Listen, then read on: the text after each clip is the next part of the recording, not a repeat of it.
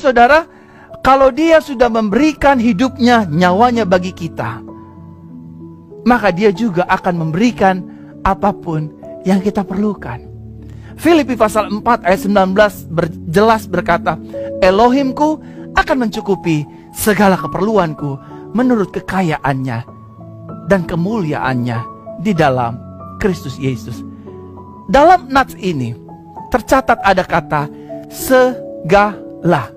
Artinya biaya setiap hari, biaya mingguan, biaya bulanan, biaya anak, biaya motor, biaya cicilan, biaya minggu depan, biaya bulan depan, uang baju, uang make up, uang apapun Tuhan akan sediakan, karena Dia Tuhan yang bertanggung jawab. Yang setuju katakan amin. No! Through the laws of the Pope and the doctrines of men, the consciences of the faithful have been miserably vexed and plagued. Will you recant or will you not?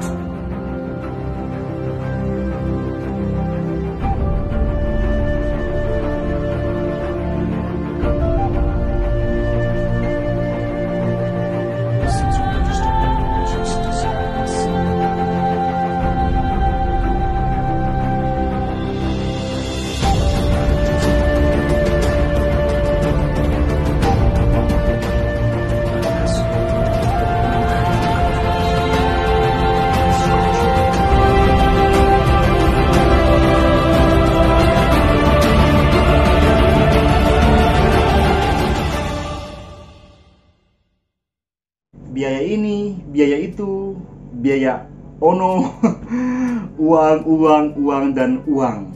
Semua yang di otak mereka hanyalah uang. Bahkan Filipi 4 ayat 19 ditafsir dengan kacamata uang, padahal yang dimaksud dengan ayat itu adalah kecukupan jemaat tentang kepenuhan Kristus, kelimpahan rohani dalam Injil yang sudah mereka nikmati sebagai jemaat. Bukan segala dalam arti segala kebutuhan materi. Karena kalau itu bicara tentang tidak akan berkekurangan materi, itu tidak mungkin saudara. Karena beberapa ayat sebelumnya, tepatnya di ayat 12, Paulus berkata bahwa dia tahu apa itu kekurangan, apa itu kelaparan. Dengan bahasa lain, Paulus bilang, aku pernah merasakan kelimpahan, aku pernah merasakan kelaparan. Jadi Paulus sendiri sudah menyatakan bahwa memang ada saat dirinya tidak dicukupkan dalam keperluannya, bahkan keperluan mendasarnya, yaitu makan. Dia pernah lapar. Dia nggak makan dan dia bilang dia lapar. Masa sesuatu yang Paulus sendiri alami, kelaparan dan kekurangan, terus Paulus janjiin bahwa Tuhan akan mencukupkan segala sesuatu kepada jemaat? Seperti yang dia katakan si pastor tadi itu. Apakah itu masuk akal? Gak bisa saudara.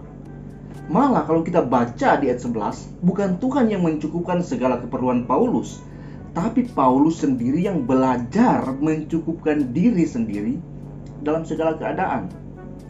Pastor ini bilang bahwa sampai dia make up pun akan Tuhan berikan. Jadi ya saudara, pastor ini penipu dan dia penista firman Allah. Mungkin ada beberapa dari kalian langsung bilang, wah ujaran kebencian nih, pencemar nama baik nih. Saya kasih kalian perumpamaan gini.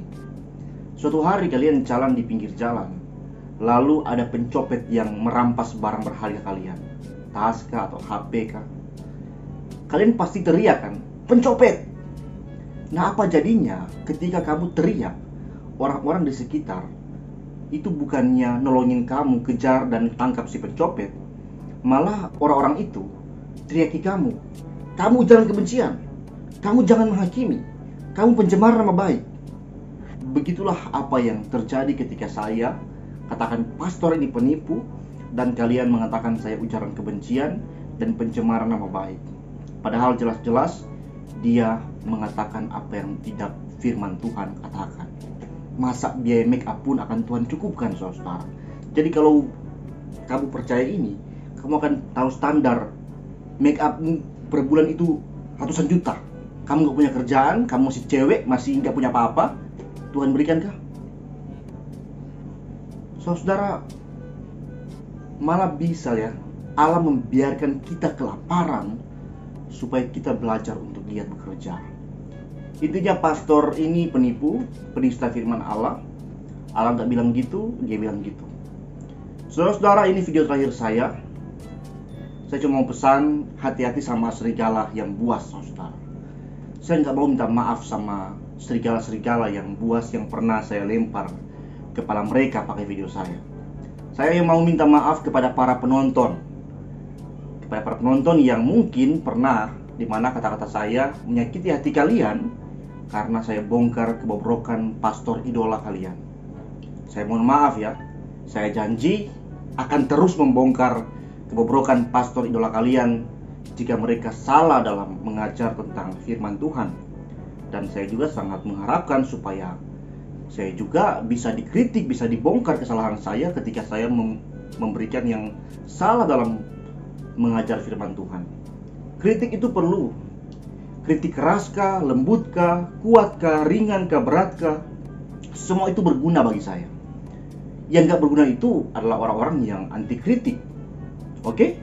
Sekian video saya, ini video terakhir saya di tahun ini. Kita akan melanjutkannya di tahun depan. Tuhan Yesus memberkati. Shalom.